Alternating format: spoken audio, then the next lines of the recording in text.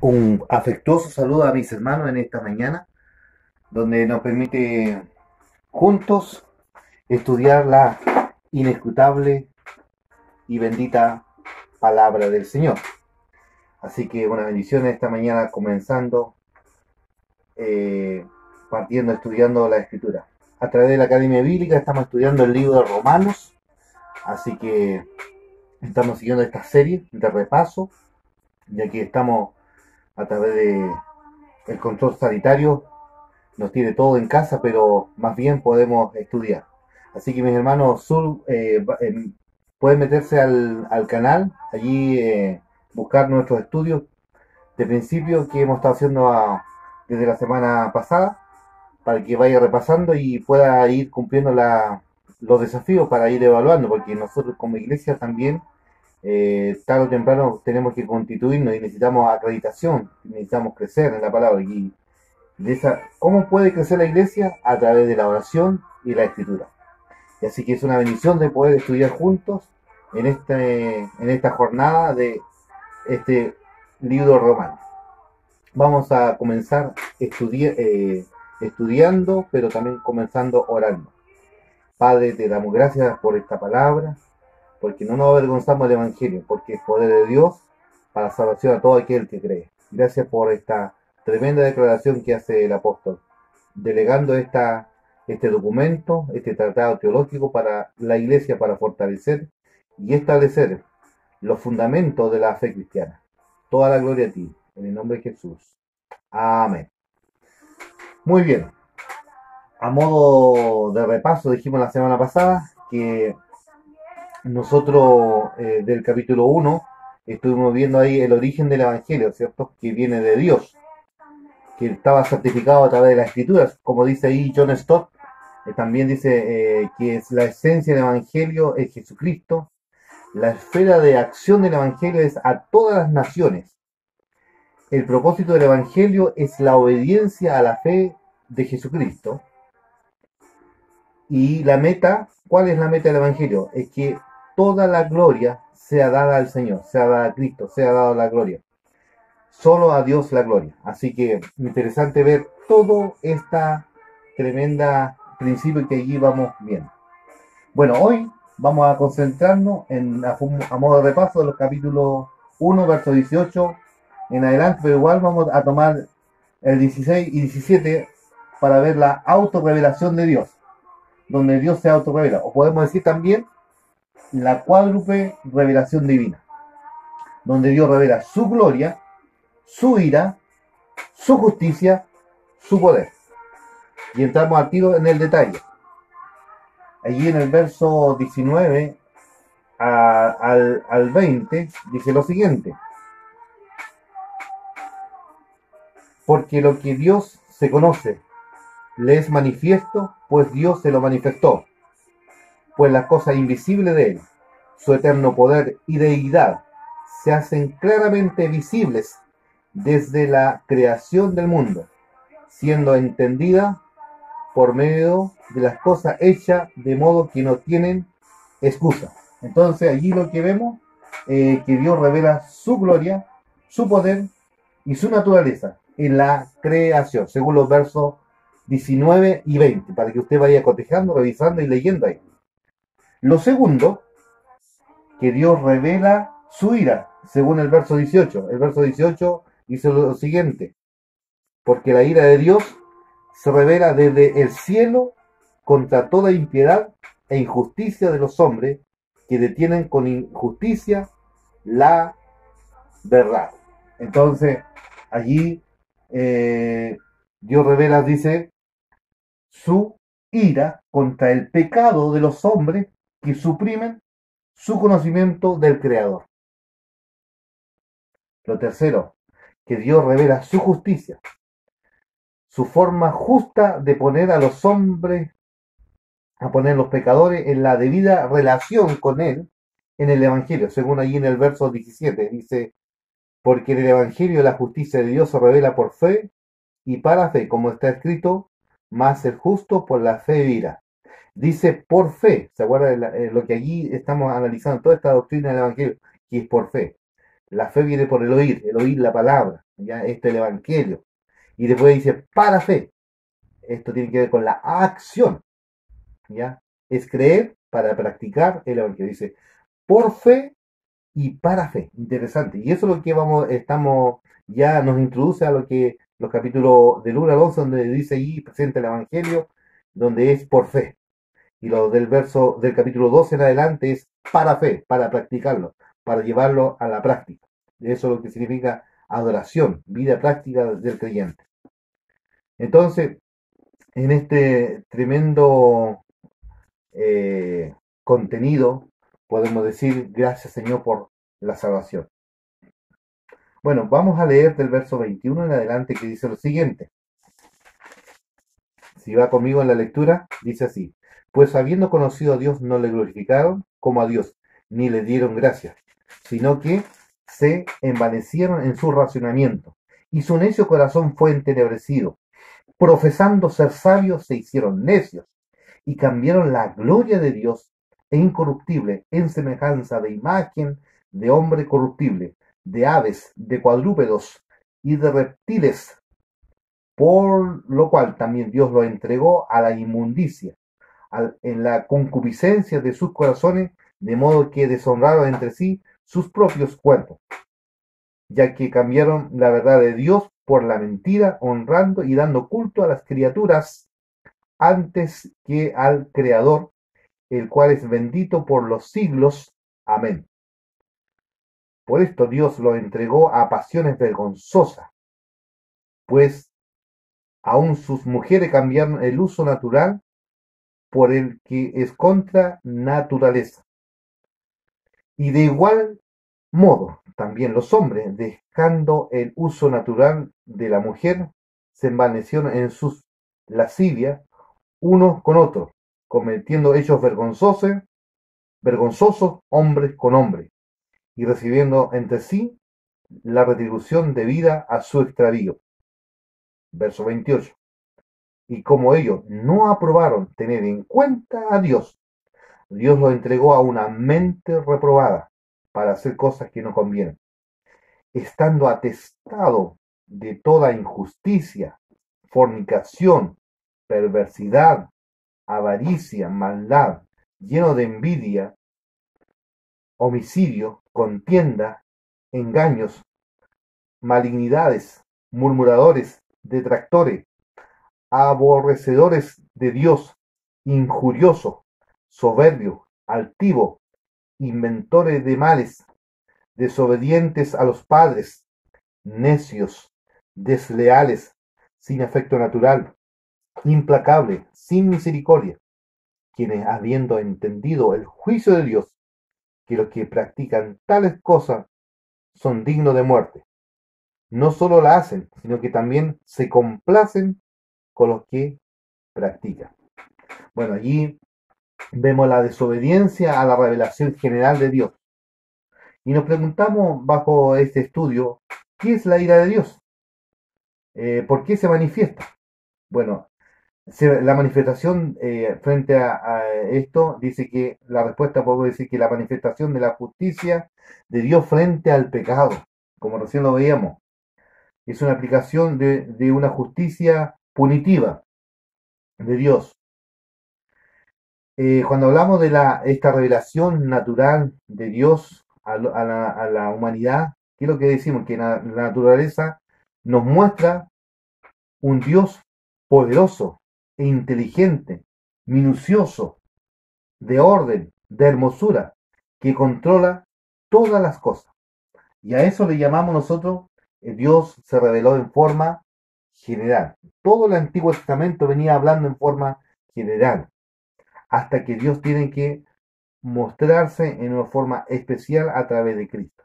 Por eso allí, cuando uno lee el Evangelio de Juan, dice, el Verbo se hizo carne y habitó entre nosotros y vimos su gloria.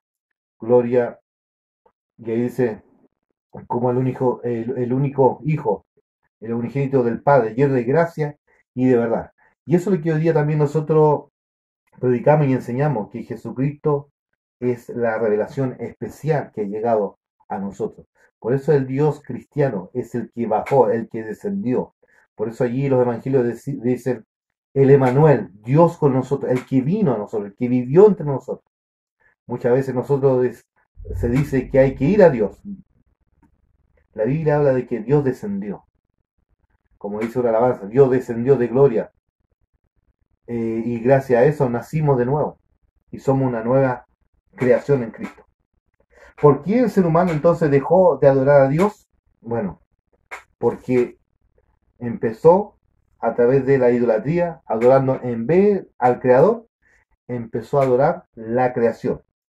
Los idólatras adoran las cosas que Dios ha hecho antes que el Dios mismo. El pecador se enfocó en sí mismo, da culto al hombre, da culto a sí mismo. Por eso, frente a esto, dice allí el verso 21, es muy claro, dice que, eh, dice, pues habiendo conocido a Dios, no le glorificaron, ni le dieron gracias. Y el hombre cada vez se fue apartando y alejando de Dios. Interesante que frente a ahí vemos lo siguiente, allí en el verso 24, lo siguiente, por lo cual también Dios lo entregó a la inmundicia. Y fíjense, mis queridos hermanos, amigos que nos van siguiendo a través de este canal, otra vez encontramos este trípode, llamémoslo así, estos 3 puntos. Dice allí el verso 24, perdón, Dios lo entregó a la inmundicia. El verso 26 dice, por lo cual Dios lo entregó a pasiones vergonzosas. Y el 28 dice, por no tomar en cuenta a Dios, Dios lo entregó a una mente reprobada. Es decir, juntamos estas 3 cosas, este triángulo, digámoslo así. Este triángulo del libre albedrío del hombre por haberse apartado de Dios. Dice lo siguiente. Y allí dice, dejando su libre albedrío. ¿Qué significa que Dios lo entregó? Que cuando las personas rechazan a Dios, Él les concede vivir como hayan escogido. Obviamente van a sufrir las consecuencias naturales de sus pecados. Eso está más que dicho. La paga del pecado es muerte. ¿Por qué es pecado la sexualidad fuera de lo que no dijo? La sociedad que no es lo que establece el patrón para las leyes de Dios, muchos creen que sus deseos son normales y tienen el derecho de expresarlo. Pero los deseos que violan las leyes de Dios son indebidos y deben controlarse. Por eso el Señor viene a morar en nuestras vidas y nosotros somos controlados por el Espíritu Santo y no vivimos bajo la carne, sino bajo la guía del Espíritu Santo. Eh, Cuando hablamos, ¿qué es una mente reprobada? O la depravación. Es la conciencia del pecador que queda adormecida ante una constante rechazo al Espíritu Santo. En este estado es donde el hombre se conduce por su deseo egoísta alejado de Dios. Eso significa ya una mente reprobada. Bueno, Dios como dice, bueno, es como ya, si ya no entró esto, dice allí, lo entregó a la inmundicia, si no obedeció, si no ya no entendió, a pasiones vergonzosas. Y bueno, después ya por no tomar en cuenta a Dios, dice, yo entregó una mente reprobada. Y esto es triste, porque el hombre decide alejarse de Dios. No es que Dios eh, no quiera salvarlo, Él está dispuesto, dice que Él es misericordioso, está dispuesto a perdonar, está dispuesto a que nosotros nos acerquemos a Él. Pero cuando nos damos cuenta de que allí vamos viendo eh, que Dios planifica, tiene un plan, pero ¿quién lo ejecuta a través del Evangelio? Jesucristo. Pero el Espíritu Santo es el que garantiza esta salvación. Por eso dice el Señor en su palabra, el que comenzó en vosotros la buena obra, la irá perfeccionando hasta el día. Por eso el Espíritu Santo va trabajando en medio de nosotros. Y eso lo vamos a ir viendo después en todo este estudio que vamos a ir repasando. ¿Se acuerdan que la semana pasada hablamos del A más B? Otra vez contamos estos trípodes, estos 3 puntos. Estos 3 puntos siempre van a estar allí en la idea de Pablo. Siempre 3 cosas. Interesante ver. Pero aquí, miren, si nosotros empezamos, o a veces la gente tiene, ¿cuál es el pecado con mayúscula. Bueno, acá la causa de todo lo que vamos a leer después acá, la lista tremenda de pecados que Pablo allí menciona, el pecado de allí es la incredulidad, no creer a Dios. Por eso el hombre se apartó, por eso Dios lo entregó, dice, a una mente reprobada, a pasiones vergonzosas, dice, también los entregó a la inmundicia. ¿Por qué? Por su incredulidad. Este es el pecado mayúscula, este es el pecado que nos aleja de Dios. Y los efectos, los frutos son el listado que vamos a mencionar ahora. Y a veces nosotros quedamos solamente en el listado, pero nos saltamos esto, la incredulidad, por no creer a Dios. Por eso aquí Pablo cuando dice lo siguiente, dice, porque no me avergüenzo del Evangelio, porque es poder de Dios para salvación a todo aquel que cree, ¿ve? Hay que creer, no hay que ser incrédulo, a todo aquel que cree, al judío primeramente y también al griego. Interesante ver cómo el Señor en su palabra está en claro. Y bueno, atestado ahí, verso 29 al 31, viene el atestado de los pecados. Y observe la lista. Dice injusticia, opuesto a la justicia, robar a Dios y a los hombres sus derechos, significa injusticia. Perversidad, deseo de hacer daño, activa y deliberada voluntad de pervertir o infligir injuria, destruye inocencia y la bondad. La avaricia, deseo desmedido de tener más, maldito amor a las posesiones, eh, deseo que no conoce leyes, maldad, inclinación al mal hacia lo peor, término más general de maldad, envidia, emoción que aspira a admirar un gran ejemplo con resentimiento, homicidio, dar muerte con espíritu de ira y odio, contienda, contención, nacida por la envidia, la ambición, el deseo de prestigio, puesto, rango, proviene de los celos, la contienda.